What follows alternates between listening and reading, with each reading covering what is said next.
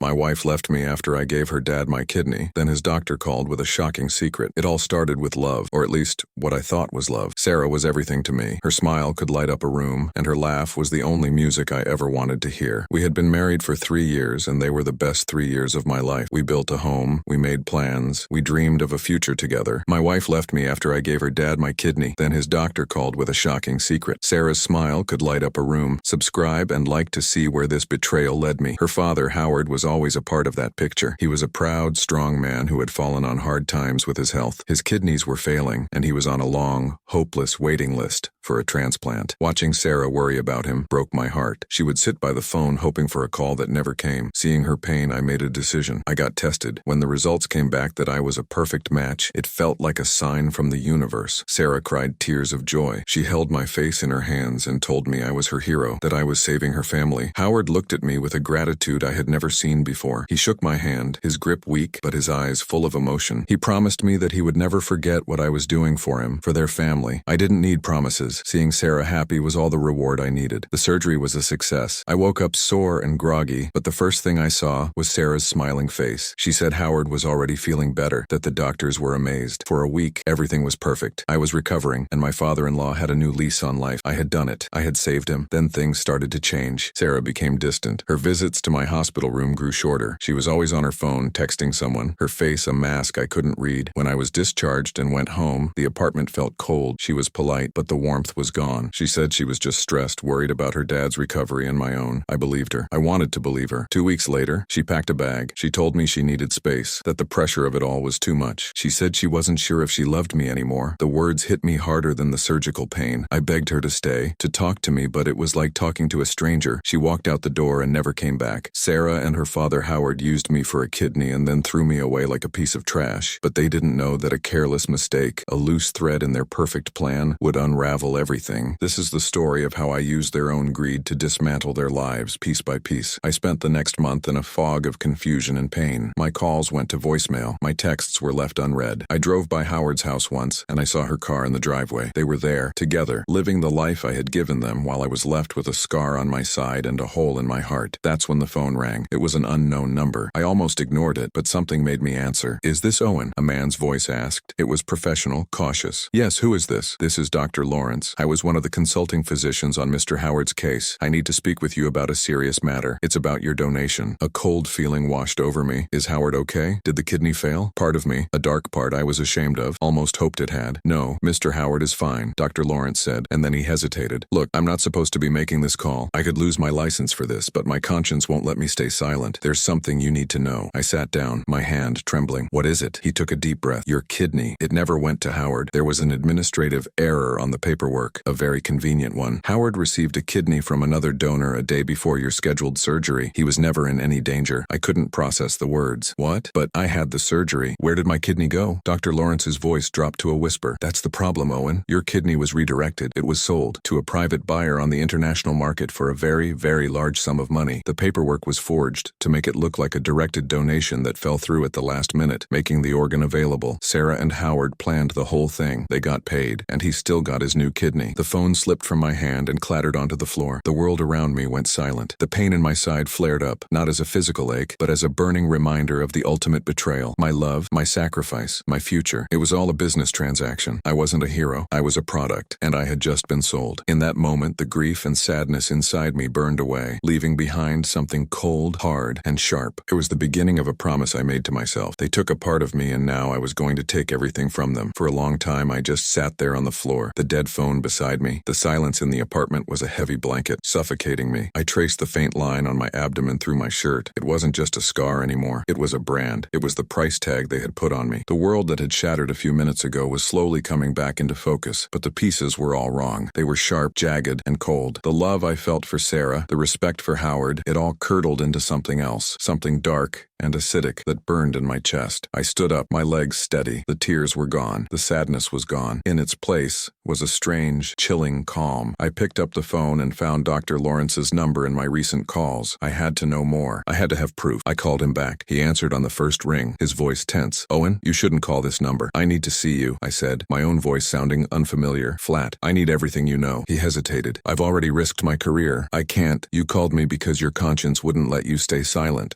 I cut in. Is your conscience satisfied now, knowing I'm just sitting here with this poison inside me, unable to do anything? They can't get away with this. There was a long pause on the other end. Finally, he sighed. The public library downtown, tomorrow at noon, the history section. Don't look at me when you come in. Just find a book and sit. He hung up. The next day, I was there. The library was quiet, filled with the soft rustle of pages and the gentle hum of the air conditioning. I saw Dr. Lawrence sitting at a small table, pretending to read a thick book about ancient civilizations. I did as he said, pulling a random book from a shelf and sitting a few tables away, my back to him. They've done this before, he said, his voice so low it was barely a whisper. It's a small private network within the hospital's administration. They identify desperate, wealthy buyers and then look for opportunities. A directed donation is the perfect cover. If the donor is emotionally invested like a family member, they're less likely to ask questions. The paperwork, I whispered back, staring at a page about the Roman Empire without seeing it. How did they do it? Forged. An administrator named Martin signed off on it, backdating documents to show Howard was matched with another donor at the last minute. Your paperwork was then altered to show you consented to a general donation if your directed one failed. They created a fake emergency, claimed your kidney needed to be used immediately and shipped it out. Clean, simple, and buried under a mountain of bureaucracy. Martin? I asked. No, that's my name, a new voice said. I looked up. It wasn't Dr. Lawrence. It was another man, older, in a sharp suit who had sat down at my table. My blood ran cold. Dr. Lawrence was gone. Dr. Lawrence felt it was wiser if I took over from here. My name is Martin, and I'm a lawyer. I stared at him, my mind racing. This was a setup. I was trapped. Relax, Owen, Martin said, his eyes calm and intelligent. Dr. Lawrence contacted me after you called him. He's a good man, but he's a doctor, not a fighter. I, on the other hand, am a fighter, and from what he told me, you're going to need one. He slid a business card across the table. This is a very deep, very dangerous hole you're about to start digging. These people are not just greedy. They're protected. You'll need more than a story. You'll need undeniable proof. That evening, I sat in Martin's office, a sleek, modern space that felt like a different universe from my life. I told him everything, from the day I met Sarah to the phone call from Dr. Lawrence. He listened without interruption, his expression unreadable. When I was done, he leaned back in his chair. It's a monstrous accusation. Without physical evidence, it's your word against a respected family and a major hospital. So what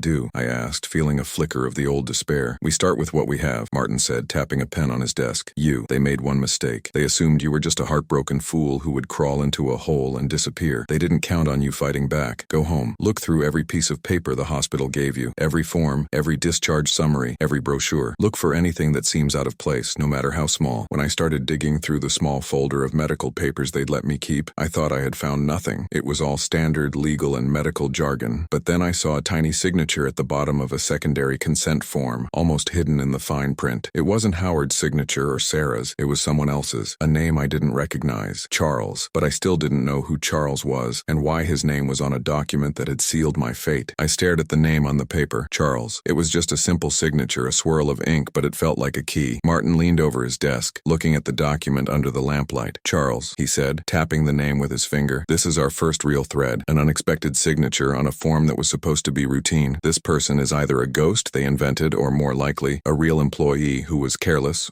or coerced. So how do we find him? I asked. The feeling of helplessness was gone, replaced by a sharp, clear focus. I was no longer a victim. I was a hunter. We don't go in with guns blazing, Martin explained calmly. A direct inquiry would send them running for cover. They'd shred every piece of evidence and Charles would disappear. No, you need to go back to the hospital, but not as Owen the victim. You go back as Owen the grateful donor. I hated the idea. Going back to that place, the scene of my betrayal, felt like walking into my own tomb. What would I even say? You're there to thank the staff, Martin said, his plan already forming. You bring a gift basket. You say you're so thankful for the care you received. People love to be praised. Their guards will come down. While you're there, you'll be looking for a staff directory, an organizational chart, anything that lists employees in the administrative wing. We need to find a face in a department for our mystery man, Charles. It was a brilliant plan because it was so simple. They would be expecting anger, lawsuits, confrontation. They would never expect gratitude. 2 days later, I walked back through the hospital's automatic doors. The smell of antiseptic cleaner hit me, and for a second, I felt a wave of nausea. I clutched the ridiculously large gift basket filled with cookies and cheap coffee, my knuckles white. I put on the biggest, fakest smile I could manage. I started at the transplant coordinator's office. The same woman who had held my hand and called me a hero looked surprised to see me. I told her my story, the one Martin and I had rehearsed. I was just so grateful for how they'd helped my family, and I wanted to thank everyone personally. She beamed. Flattered. That's so thoughtful of you, Owen, she said. I'm trying to remember everyone's name. I lied smoothly. There was one gentleman from billing or records, I think. Charles, an older fellow. He was very helpful with some confusing paperwork. Her smile tightened just a little. Charles? I don't think I know a Charles in billing. Maybe records. She pointed down a long hallway. Their office is at the end, room 112. I thanked her and walked down the hall, my heart pounding a steady, heavy rhythm against my ribs. Room 112 was a small, cluttered office. Behind a desk piled high with manila folders sat a thin, balding man who looked like he hadn't seen the sun in a decade. A small nameplate on his desk read, Charles. I had found him. I thought that finding him was the final piece of the puzzle. My key witness. All I had to do was turn the key. I knocked gently on the doorframe. Charles looked up, his eyes magnified by thick glasses. He looked nervous, like a mouse who had just heard an owl. I gave him my well-practiced smile and explained who I was, offering him a cookie from the basket. I just wanted to thank you, I said. You helped with my donation paperwork a couple of months back. He shook his head, not taking the cookie. I don't remember. I handle hundreds of files. I pulled a folded copy of the form from my pocket and laid it on his desk. This one, I said, my voice dropping the friendly act. I pointed to his signature. I thought I had my solution. I thought this was the moment the whole conspiracy would break open. But when Charles saw his signature on that page, all the color drained from his face. His hand trembled as he reached for the paper. His mouth opened, but no sound came out. He looked from the signature to my face, and I saw pure terror in his eyes. You shouldn't have this, he whispered, his voice raspy. This was supposed to be buried. Buried with what else, Charles? I pressed. He shook his head violently, pushing the paper away from him as if it were on fire. You don't understand, he stammered, looking past me toward the hallway. He'll kill me. They'll both kill me. His face was a mask of fear. This wasn't a simple clerk who made a mistake. This was a man trapped in something far bigger than I had imagined. He suddenly said a phrase that chilled me to the bone. The kidney was just the deposit. What did that mean? What could possibly be worse than what they had already done to me? Who was he, and why was Charles so afraid for his life? I walked out of the hospital in a daze. The bright afternoon sun felt wrong, too cheerful for the cold dread that had settled deep in my bones. Charles's words echoed in my head, a repeating loop of terror. The kidney was just the deposit. Oh, what kind of transaction requires a human organ as a down payment? What was the final purchase? My mind reeled with terrible possibilities. This wasn't just about money anymore. This was about something much darker. Howard and Sarah hadn't just sold a piece of me. They had bought into something that terrified a grown man into silence. I drove straight to Martin's office, my hands shaking on the steering wheel. I didn't even call first. I burst in and told his receptionist I had to see him. She must have seen the look on my face because she just nodded and waved me through. Martin was on the phone, but he hung up the second he saw me. Owen, what happened? You look like you've seen a ghost. Worse, I said, slumping into the chair opposite his desk. I told him everything. About finding Charles, the look of pure fear in his eyes, and the 5 words that had changed the entire game. When I finished, Martin was silent for a long time. He stared out the window, his usual confident expression replaced by a deep, troubled frown. The calm, strategic lawyer was gone. In his place was a man who looked genuinely concerned. This is bad, Owen, he said finally, his voice low. This is much worse than I thought. A black market organ sale is one thing. It's a crime of greed. But if the organ was a deposit, that implies an ongoing relationship. It suggests they're involved with people who don't just break the law, they operate completely outside of it. People who settle debts in ways the police can't help you with. So what do we do? I asked, my voice barely a whisper. We can't go back to Charles. He's too scared. No, we can't, Martin agreed. Pressuring him would put his life in danger, and maybe yours too. He's a weak link, and they know it. The he Charles mentioned. That's who we need to worry about. Howard is not the top of this food chain. He's just another customer. The thought made me sick. Howard, the man I had once respected, was just a middleman in his own daughter's scheme. We need to change our strategy, Martin said, his focus returning. Confrontation is off the table for now. We move to surveillance. We need to find out where the money came from and where it's going now. I'll start a discreet financial probe. It'll be slow, but it's safe. I'll look into Howard's bank accounts, property records, any new businesses. He wanted me to go home and wait, to be patient, but patience felt like a luxury I couldn't afford. Every second I waited, they were getting further away, burying their secrets deeper. I nodded and agreed with Martin, but I knew I couldn't just sit on my hands. I had to do something. That night, I did something stupid. I drove to the fancy new neighborhood on the other side of town, the one with big gates and manicured lawns. I knew from a piece of mail I'd seen before she left that Sarah's parents had been looking at houses there. I found Howard's new home easily. It was a huge, modern house, all glass and sharp angles, with a brand new luxury car in the driveway. My kidney had bought all of this. I parked down the street and just watched. For hours, nothing happened. Then around 9 o'clock, Howard came out. He wasn't dressed for a casual evening. He was wearing an expensive suit and looked nervous, constantly checking his watch. He got into his car and drove off. On pure instinct, I followed him. He didn't go to a fancy restaurant or a country club. He drove to a quiet, industrial part of the city, a place of empty warehouses and dark alleyways. He pulled up to a small, nondescript building with no sign signs on it. A single light burned over a steel door. I killed my engine and watched from the shadows. A few minutes later, another car, a black sedan with tinted windows, pulled up. A large man in a dark suit got out of the passenger side. He wasn't a bodyguard. He had an air of authority, of cold, professional menace. He didn't even glance at Howard. He just opened the back door. The man who stepped out was older, impeccably dressed, but his face was hard as stone. He moved with a quiet confidence that was more intimidating than any weapon. He and Howard stood under the dim light, and even from a distance I could see the power dynamic. Howard was deferential, almost bowing. The other man was dismissive, looking at Howard like he was an insect. They spoke for only a few minutes. I couldn't hear the words, but I saw the older man hand Howard a thick envelope. Howard took it, but his hand was trembling. This wasn't a friendly business deal. It was an order. The powerful man said one last thing, pointing a finger at Howard's chest, and then got back in his car and drove away. Howard stood there for a full minute, frozen, staring at the envelope in his hand. He looked small and pathetic under the single light. He wasn't a king in his new castle. He was a servant, and he was just as terrified as Charles. Finally, I had my proof. The weapons Martin said I needed. Howard and Sarah were swimming in dirty money. Their betrayal wasn't just personal, it was criminal. I thought they wouldn't have a clue what was coming for them. In a few weeks, with this evidence, they would be ruined. But first, I needed to understand who that man was. I had taken a picture of his license plate with my phone. I needed to give this to Martin. I had a feeling my fight wasn't with Howard and Sarah anymore. It was with the man they had sold my kidney to, and I had no idea how deep this darkness really went. I drove away from that dark street with my hands shaking so hard I could barely grip the steering wheel. My heart was a drum beating against my ribs, a frantic rhythm of fear and adrenaline. I had the proof. I had seen it with my own eyes. The secret meetings, the envelope of cash, the fear on Howard's face. It was all real. Finally, I had the weapons Martin said I needed. Howard and Sarah weren't just liars. They were criminals, swimming in some kind of dirty, secret world. They had no idea what was coming for them. I pictured their downfall, the collapse of their new, shiny life built on my sacrifice. In a few weeks, maybe a month, they would be ruined, exposed for the frauds they were. But first, I needed to know who that man was. The man in the expensive suit who made Howard look like a frightened child. I didn't go home. I couldn't. I drove straight to Martin's office, even though it was the middle of the night. I called him from the parking lot, my voice raspy. I told him it was an emergency. He must have heard the panic in my voice because he just told me to wait, that he was on his way. When he arrived 20 minutes later, his hair was messy and he was wearing a coat over his pajamas. I didn't care. I got into his car and showed him the picture on my phone. The image was a bit blurry, but the license plate was clear. I followed him, I said, the words tumbling out. I followed Howard. He met this guy in an industrial park. The guy gave him an envelope full of cash. Howard was terrified of him, Martin. Absolutely terrified. Martin looked at the picture, then at me. His usual calm expression was gone, replaced by a deep concern. You shouldn't have done that, he said, his voice low. Following people, taking pictures in the dark. That's how you get hurt, or worse. I had to, I insisted. You said we needed proof. Well, there it is. This is bigger than just a divorce settlement. This is criminal, he sighed, running a hand through his hair. Yes, it is, he agreed. And that's the problem. You're not dealing with a greedy ex-wife anymore. You've stumbled into something much more dangerous. He took a deep breath. Go home. Lock your doors. Don't talk to anyone. Give me 24 hours. I'll run this plate, see what I can find. But you have to promise me you will not do anything else on your own. I promised, and for once I meant it. The cold professionalism of the man in the suit, the raw fear in Howard's eyes, it had shaken me to my core. I went home and spent the next day jumping at every sound, checking the locks on my doors over and over. The call came the following afternoon. I have a name, Martin said, and there was no relief in his voice, only dread. The car is registered to a holding company, but the man associated with it is named Victor, and he is not someone you ever want to meet. Who is he? I asked, my stomach tightening. He's a businessman officially, Martin explained. Owns shipping companies, import-export businesses. Unofficially, he's a ghost. Intelligence agencies have a file on him a mile thick, but nothing ever sticks. He's connected to everything from money laundering to smuggling, and there are rumors, dark ones, about his involvement in a private medical services network. For the super rich who don't want to wait in line for things, the words hung in the air. Medical services. Waiting in line. It all clicked into place with a sickening thud. My kidney, I whispered. It wasn't for Howard. I don't think it was, Martin said gently. I think Howard was the broker. He found a match, you, and sold your kidney on the black market to one of Victor's clients. The money, the house, the car, that was his commission. And Sarah was in on it. I felt the floor drop out from under me. The betrayal was so much deeper, so much uglier than I had ever imagined. They didn't just leave me. They had used me. They had cut a piece of me out and sold it for cash, like I was nothing more than spare parts. The man I saw Howard meeting wasn't just a business partner. He was the monster who had bought a piece of my body. What do we do? I asked.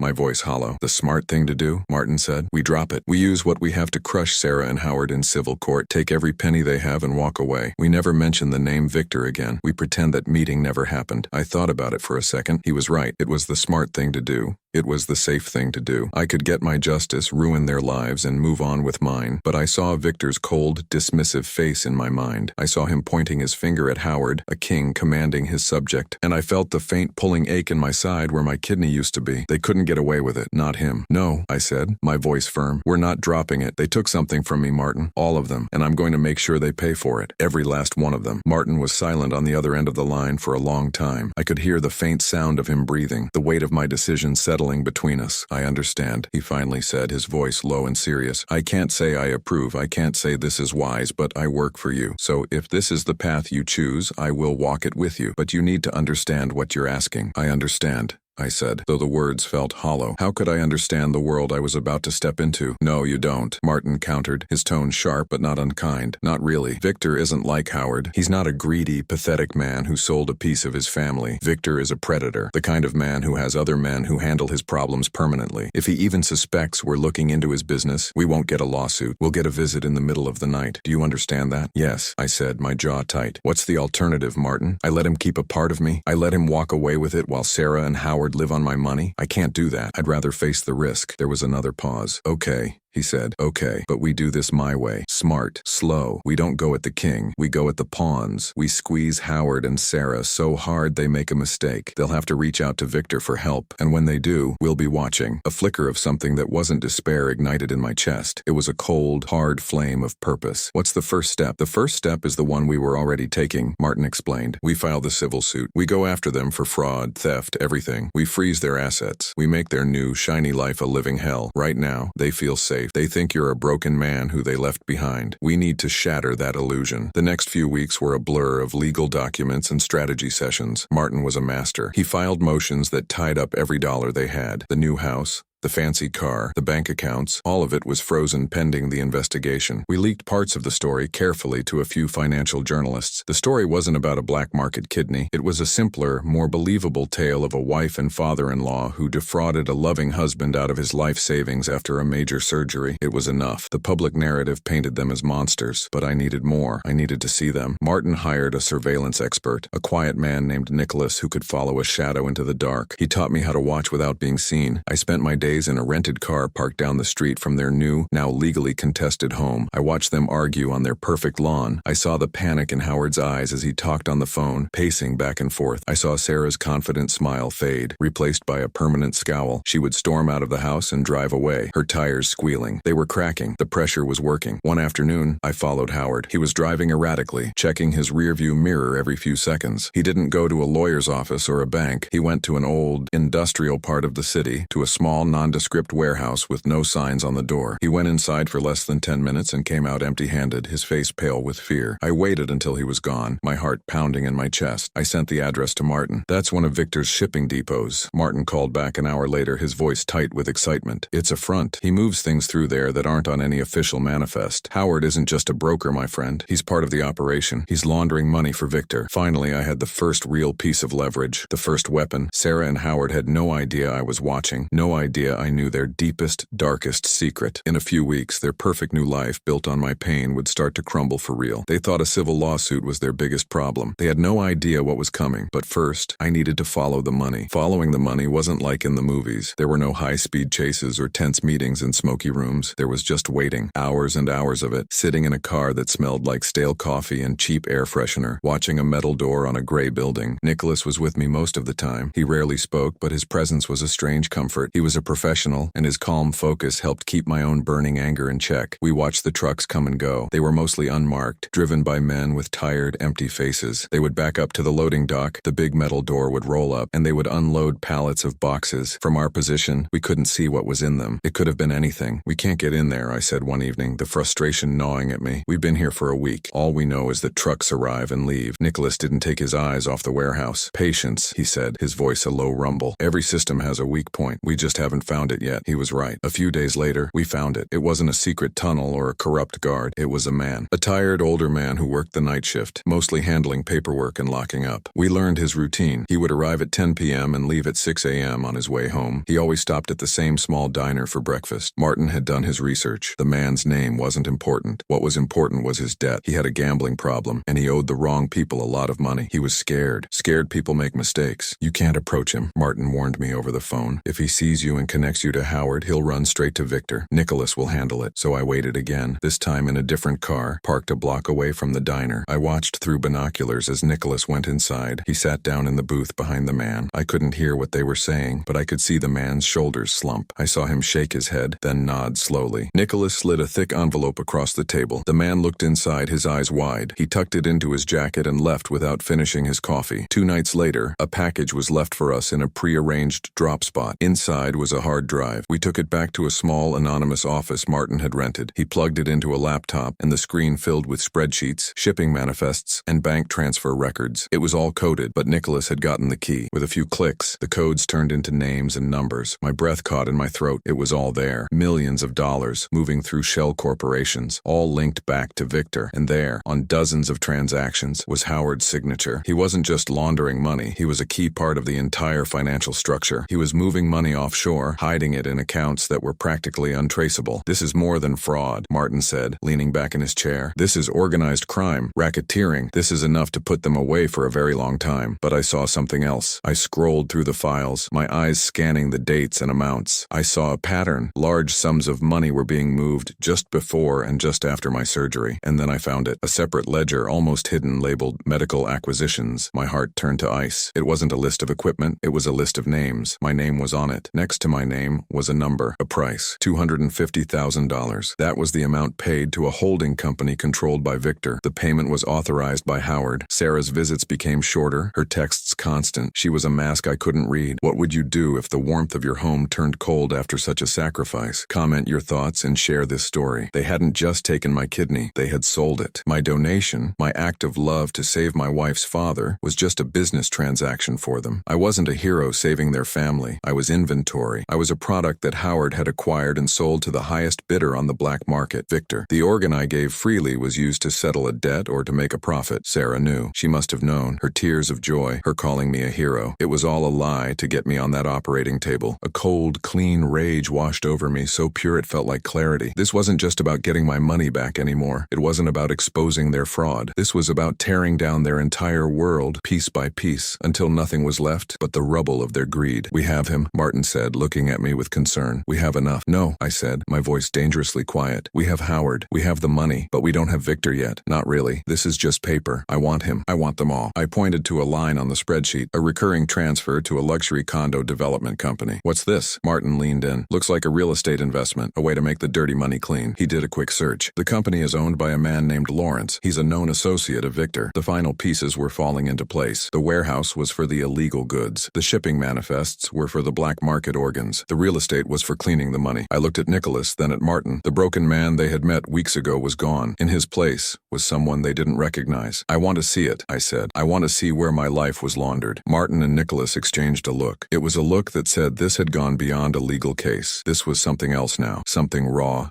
and personal. My calm was more frightening than any shouting could ever be. "All right," Martin said, his voice steady. "We'll go. Nicholas, can you find the address for the main development site, the one they're using as a showroom?" Nicholas was already typing on his phone. "Got it. It's on the waterfront. Very exclusive." The drive there was silent. I watched the city blur past my window, but I didn't really see it. I saw Sarah's face on our wedding day, smiling and promising forever. I saw Howard clapping me on the back, calling me the son he never had. Every memory was now coated in a thick layer of poison. They weren't memories anymore. They were exhibits in a case against them, evidence of the highest form of betrayal. We pulled up across the street from the building. It was a monument to their greed, a tower of glass and steel that seemed to scrape the sky. Perfectly manicured lawns, water fountains, and valets in crisp uniforms standing by the entrance. It was beautiful, clean, and soulless, everything they pretended to be. "That's it," Nicholas said quietly. "The villas at Sterling Point, built by the Lawrence Development Group." I just stared at it. A part of me, a literal piece of my body, had paid for a window on that building. building. My sacrifice, my gesture of love, had been turned into concrete and glass. A luxury home for someone who had no idea about the dirty secret in its foundation. The rage was no longer hot. It was a block of ice in my chest, heavy and solid. They're proud of this, I said, my voice barely a whisper. They probably have parties here, celebrate their success. They do, Nicholas confirmed, scrolling on his phone again. There's a gala event next week for investors and prospective buyers. Lawrence will be there, and with the amount of money Howard and Victor have put in, they'll be guests of honor. A slow, cold smile spread across my face. It must have been unsettling because Martin shifted in his seat. What are you thinking? He asked cautiously. I'm thinking that sending this evidence to the police isn't enough, I said, turning to look at him. They'll get lawyers. They'll drag it out in court for years. They'll hide behind legal tricks. Their punishment will happen behind closed doors in a quiet courtroom. They won't feel it. Their friends won't see it. They'll just disappear for a while and come back with a story. I shook my head. No, that's not justice. That's a legal process. I want them to see their world burn down around them. I want them to be standing in the middle of a party, surrounded by everyone they want to impress.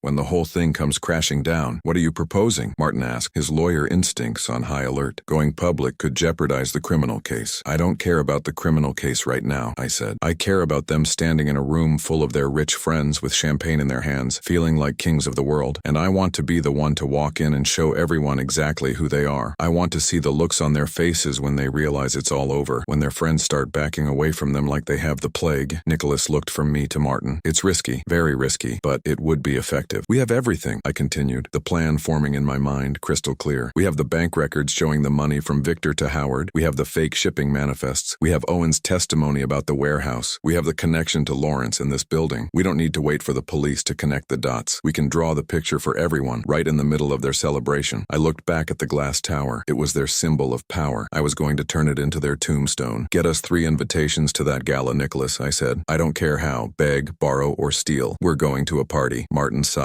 running a hand through his hair. He knew he couldn't talk me out of it. The broken man he had first met was long gone. He looked at me and saw someone he didn't recognize, someone forged in betrayal and ready to burn the world down to get what he wanted. Okay, Martin finally said, but we do this my way. We walk a very fine line. We present the facts. We don't make threats. We let their own actions destroy them. We will be the messengers of their ruin, not the cause of it. I nodded, but we both knew the truth. I wasn't just a messenger. I was the architect of their fall, and it was going to be a long, long way down. Nicholas was a man of quiet competence. He didn't ask questions about morality or legality. He saw a problem and found a solution. 3 days later, 3 heavy cream-colored envelopes were on the table in Martin's office. Our invitations to the annual Founders Gala for Lawrence's real estate empire. How did you manage this? Martin asked, picking one up and feeling the expensive cardstock. Nicholas just gave a small shrug. A junior executive was complaining online about having to attend. I made him an offer for his +2 tickets that he couldn't refuse. He thinks he's taking his girlfriend on a surprise trip to the Caribbean with the money. I looked at the invitation. It felt heavy in my hand, like a weapon. For the next few days, we didn't rest. Martin, for all his caution, was a master strategist. He knew that walking into a room and shouting accusations would get us thrown out. We needed something undeniable, something that would spread through the room like a virus before anyone could stop it. We worked in his office until late each night. We created a simple, clean presentation on a tablet. It started with a picture of me and Sarah smiling on our wedding day, then a picture of me in the hospital bed, giving a weak thumbs up after the surgery. The next slide was a bank statement, a single transaction highlighted in red, a wire transfer for $250,000 from a company owned by Victor to Howard's personal account, dated 2 days after my surgery. The payment for the kidney, Martin said grimly. The following slides were a brutal, methodical takedown. We had the fake shipping records Owen had provided, showing goods being moved to a warehouse that didn't exist. We had property records linking Lawrence to that same empty plot of land. We had phone logs showing dozens of calls between Howard, Victor, and Lawrence in the weeks leading up to my surgery, and in the days after. It was a neat little package of their crimes, simple, visual, and impossible to deny. Nicholas's job was to prepare a digital version that could be sent to every major news outlet in the city with the press of a single button. My job was to be the face of the storm. The night of the gala, I stood in front of the mirror in a rented tuxedo. I barely recognized the man looking back at me. The hopeful, loving husband was gone. His eyes were empty. In his place was someone else, a man carved from ice and fury. There was a coldness in my expression that I had never seen before. It wasn't sadness, it was purpose. Martin and Nicholas picked me up. They were also in tuxedos, looking uncomfortable but determined. Remember the plan? Martin said as we drove towards the city skyline, dominated by Lawrence's glass tower. We go in separately. Nicholas, you stay near the back by the tech booth. I'll mingle near the bar. Keep an eye on security. You, he said, looking at me in the rearview mirror. You find your moment. Wait for the speeches. That's when everyone will be paying attention. I just nodded. My heart wasn't racing. I felt strange strangely calm, like a surgeon before a difficult operation. All the emotion had been burned out of me, leaving only a clear, sharp objective. The ballroom was even more sickeningly lavish than I had imagined. Chandeliers dripped with crystals, waiters in white gloves carried trays of champagne, and a string quartet played softly in the corner. The air was thick with expensive perfume and the sound of fake laughter. These people lived in a different world, a world built on the backs of people like me. I scanned the crowd, and then I saw them. Howard was holding court by a large ice sculpture, a glass of whiskey in his hand. He looked healthier than I had ever seen him. His face was full of color, his posture confident. He was laughing, a deep, booming laugh that made my stomach turn. He was alive because of me, and he had used my gift to cast me aside. And then I saw Sarah. She was on his arm, wearing a sparkling red dress that probably cost more than my car. She was smiling, that same radiant smile that had once been the center of my universe. She was listening to some old man in a suit, nodding and laughing at whatever he was saying. She looked happy, truly, blissfully happy. She wasn't a woman grieving a lost love. She was a victor celebrating her prize. She caught my eye from across the room. For a split second, her smile faltered. A flicker of confusion, maybe even fear, crossed her face. She probably thought she was seeing a ghost. She whispered something to Howard, and he turned. His smile vanished instantly. He stared at me, his eyes wide with shock. The man who had promised to never forget what I did for him now looked at me like I was a piece of trash that had washed up at his party. I didn't look away. I held their gaze from across the sea of oblivious rich people. I gave them a slow, deliberate nod. It wasn't a greeting. It was a promise. A man with a microphone stepped onto a small stage. "Ladies and gentlemen, if I could have your attention, please. It's time for a few words from our founder and visionary, Mr. Lawrence." A polite round of applause filled the room. I felt the tablet in my jacket pocket. It was cool against my chest. This was my moment. The show was about to begin. Lawrence stood on the stage, basking in the applause. He was a man who looked like he was born in a suit, all polished shoes and a fake, toothy smile. He raised a hand to quiet the room. Thank you,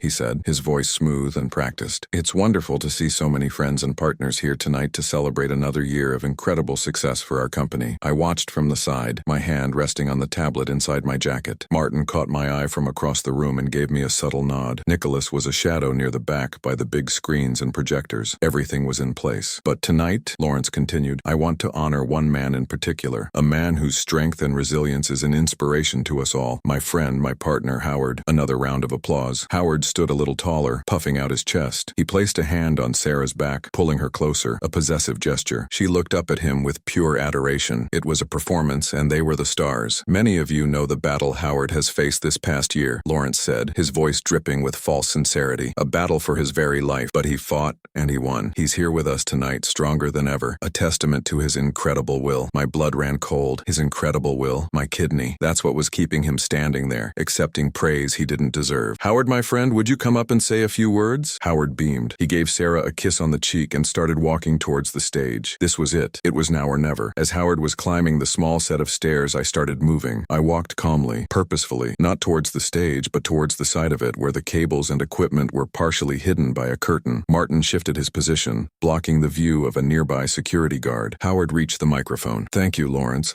I'm speechless," he chuckled. The crowd laughed with him. At the same moment, Nicholas worked his magic. A small, almost invisible signal on the main projector's input switched from Lawrence's laptop to the wireless receiver I was holding. Howard cleared his throat, ready to deliver a speech about his own greatness. "This last year has been a journey." That's when I stepped out from behind the curtain and walked onto the stage. There was a ripple of confusion in the audience. Lawrence turned, his smile frozen on his face. "Sir, can I help you?" Howard stopped talking. He stared at me, his mouth slightly open. He was standing right there, looking healthy and powerful. When he saw me, his face went from shock to pure, undiluted rage. "What are you doing here?" he hissed, trying to keep his voice low. I ignored him. I walked right past him to the podium. I took the tablet out of my jacket and placed it there. "Justice," I said, my voice calm and clear through the microphone. And then I pressed play. The big screens behind the stage, which had been showing the company logo, flickered to life. It wasn't a video, just a simple audio waveform, but the sound that filled the grand ballroom was perfectly clear. It was Dr. Evans's voice first. "Are you sure about this, Howard? It's a huge risk. Ethically." Then came Howard's voice, smug and confident. "Ethics don't pay the bills, doctor. He's a perfect match and he's a fool. He'd do anything for my daughter." A collective gasp went through the room. People started murmuring, looking at each other, then at Howard, whose face had turned a sickly shade of white. Sarah, standing near the front, looked like she had been struck by lightning. Her perfect smile was gone, replaced by a mask of horror. The recording continued. "So, the plan is simple." Howard's voice echoed. He gives me the kidney. We make him feel like a hero for a few weeks. Then Sarah ends it. She'll tell him she's not in love with him anymore. We'll offer him some money to go away quietly. A few thousand, maybe. He's not smart enough to fight it. The room was silent now. The only sound was Howard's own voice, laying out his disgusting plan for everyone to hear. Every word was a nail in his coffin. I saw wealthy investors, city officials, and society's elite staring at the stage, their expressions a mix of shock and disgust. I looked at Howard. He was trembling, his eyes wide with panic. He looked from me to the crowd, then to Lawrence, who had backed away from him as if he were contagious. Then came the final part of the recording. Dr. Evans's voice again, hesitant. And what if he doesn't take the money? What if he causes trouble? Howard's voice laughed, a cruel, ugly sound that filled the ballroom. Then we crush him. Who are they going to believe? A broke, heartbroken nobody?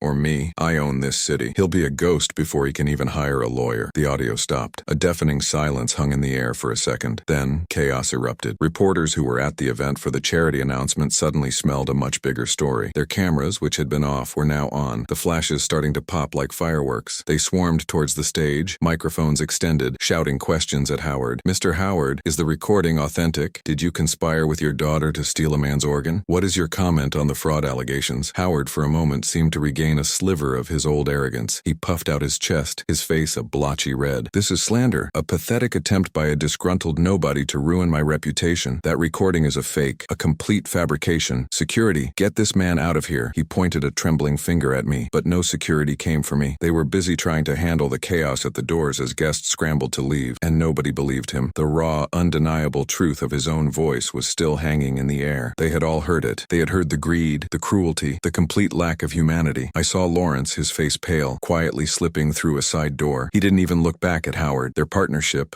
built over decades, was dissolving in a matter of seconds. Other investors followed his lead, their faces grim. They were rats leaving a sinking ship, and the ship was going down fast. Then my eyes found Sarah. She was standing frozen near the front, her beautiful gown now looking like a costume on a ghost. Her face was a canvas of pure horror. She wasn't looking at her father. She was staring at me. In her eyes, I didn't see regret or sorrow. I saw fear, not fear for her father, but fear for herself. She finally understood that the perfect life she had built on my pain was about to crumble into dust. As the reporters closed in on Howard, she made her move. She turned and ran, not with grace, but with a desperate, clumsy panic. She tripped on the hem of her dress, almost falling, before catching herself and disappearing into the fleeing crowd. She abandoned her father without a second thought. Howard was alone on the stage, a king whose castle had just been turned to rubble around him. He was still shouting, still denying, but his voice was lost in the noise. And that's when the distant sound of sirens began to grow louder. It was a beautiful sound. It cut through the noise of the ballroom, a promise of official consequences. The chaos inside the room quieted a little as heads turned towards the main entrance. Two uniformed police officers walked in, followed by a detective in a plain suit. They moved with purpose, their eyes scanning the room until they landed on the stage. On Howard, they walked right up to him, ignoring the reporters. The detective, a man with a tired face named Frank, spoke in a calm, clear voice that carried over the remaining whispers. "Howard," he asked, though it wasn't really a question. Howard's blustering stopped. He looked at the police officers, and for the first time, true absolute terror washed over his face. The fight went out of him completely. His shoulders slumped. He looked like an old, defeated man. "You are under arrest," Frank said, "for conspiracy to commit fraud and illegal organ trafficking." A collective gasp went through the few people who remained. It was one thing to hear the recording, but to hear the official charges laid out like that made it brutally real. One of the uniformed officers stepped forward and pulled Howard's hands behind his back. The sharp, metallic click of the handcuffs echoed in the now mostly silent ballroom. It was the loudest sound I had ever heard. It was the sound of my victory. Howard didn't resist. He didn't say another word. They led him off the stage, past the stunned faces and flashing cameras. As they passed me, his eyes met mine. There was no anger in them anymore, just a hollow, empty look of utter defeat. He knew he was broken. He knew I had done it. I just stood there, watching them lead him away. I didn't smile. I didn't say a word. I felt a cold, clean wave of satisfaction wash over me. This wasn't just about getting even. This was about justice. This was about tearing down a monster who thought he was untouchable. The police led him out into the night, where the flashing blue and red lights painted the scene. I saw them put him in the back of a police car. A few moments later, another car pulled up, and I saw them find Sarah hiding in the gardens. She was crying, her makeup smeared, a pathetic shadow of the woman who had stood on that stage just an hour before. They put her in handcuffs, too. I watched the police cars drive away, their sirens now silent. The party was over. The life Howard and Sarah had known was over. And I knew, with absolute certainty, that their journey into darkness had only just begun. Their public humiliation was just the start. The real pain, the slow and grinding destruction destruction of everything they held dear was yet to come, and I would be there to watch every single moment of it. The ballroom emptied out quickly, leaving behind a graveyard of half-empty glasses and discarded party favors. The reporters, however, descended on me like vultures. They shoved microphones in my face, their questions a chaotic buzz. What's your relationship to Howard? How did you get that recording? Are you pressing charges? I held up a hand, and to my surprise, they quieted down. I looked into the nearest camera, my face a mask of cold calm. My name is not important, I said, my voice steady. What's important is that a criminal who preyed on the sick and desperate is finally facing justice. The evidence speaks for itself. I didn't give them anything else. I turned and walked away, leaving them to their speculation. The real story wasn't in my words. It was in the destruction that was about to unfold. The next morning, it began. The news was a firestorm. Headlines screamed from every screen and newspaper stand. Healthcare titan arrested for organ trafficking. Charity gala ends in handcuffs. The hero donor who became a monster. They used a picture of Howard from the gala, smiling and holding a glass of champagne, next to a blurry photo of him being pushed into the back of a police car. The contrast was brutal. His company's stock plummeted. Investors panicked. Partners who had praised him just the day before issued public statements cutting all ties. His empire, built on lies and other people's pain, started to crumble in a matter of hours. Every news channel had an expert talking about the legal trouble he was in, the years he would face in prison. The social fallout was just as swift. I heard through my lawyer that the exclusive country club he belonged to had revoked his membership. His name was taken off the new wing of the hospital he had donated to. Friends who had once flocked to his parties now pretended they barely knew him. He and Sarah became social poison. The trial was a media circus, but the outcome was never in doubt. The recording was the nail in the coffin. My testimony was simple and direct. I told them everything, from the day I decided to donate my kidney to the day I received that fateful call from the doctor. I looked at Howard and Sarah in the courtroom. They couldn't meet my eyes. Sarah just wept silently, a pale, broken version of the woman I once loved. Howard looked frail, aged a decade in just a few months. The arrogance was gone, replaced by a hollow fear. The jury didn't take long. Guilty on all charges. Howard was sentenced to 25 years in a federal prison. With his age and health, it was a life sentence. Sarah, for her part in the conspiracy, got 10 years. Their assets were seized to pay restitution to the victims Howard had cheated over the years. They lost everything. The house, the cars, the money, the reputation. It all turned to dust. 6 months after the sentencing, I got a letter. It was from the prison. Howard wanted to see me. A part of me wanted to ignore it, to let him rot without another thought. But another part needed to see it through to the very end. I needed to look him in the eye one last time. I went. The visiting room was a sterile, gray place that smelled of disinfectant. He was brought in wearing a standard-issue orange jumpsuit. He was thinner, his skin was sallow, and his hands trembled as he sat down behind the thick glass. He looked like a ghost. He picked up the phone on his side. I picked up mine. "You came," he said, his voice a dry rasp. "I did," I replied, keeping my voice even. We sat in silence for a moment. He just stared at me, his eyes searching my face for something. I offered him nothing. "I don't understand," he finally whispered. "Why? Why destroy everything? You could have just taken money. You could have blackmailed me. Why this?" I leaned closer to the glass. I wanted him to see my face clearly when I said it. "Because you took something from me that money can't replace, Howard. You and Sarah. You didn't just take my kidney. You took my trust. You took my future. You thought I was just a simple, useful fool you could throw away." I paused, letting the words sink in. He flinched. "You built your life on the suffering of others," I continued. "You thought you were a king. I just wanted to show you what it feels like to be a peasant, to have everything you love taken from you and be left with nothing. Absolutely nothing." A single tear rolled down his cheek. It was a pathetic sight. This wasn't remorse. It was self-pity. "Was it worth it?" he choked out. I looked at the broken man in front of me, the architect of my pain, now a prisoner in a cage of his own making. I thought about the pain, the betrayal, and the long, cold road of my revenge. "Yes," I said without hesitation, "it was." I placed the phone back on the hook, stood up, and walked out without looking back. As I stepped out into the bright sunlight, I didn't feel joy or triumph. I felt quiet. The fire of vengeance that had burned inside me for so long had finally gone out. All that was left was the cold, hard certainty of justice served. It was over. I was free. From a selfless act to cold justice. He's behind bars, and I'm finally free. What did you think of my revenge? Subscribe for more intense stories like this.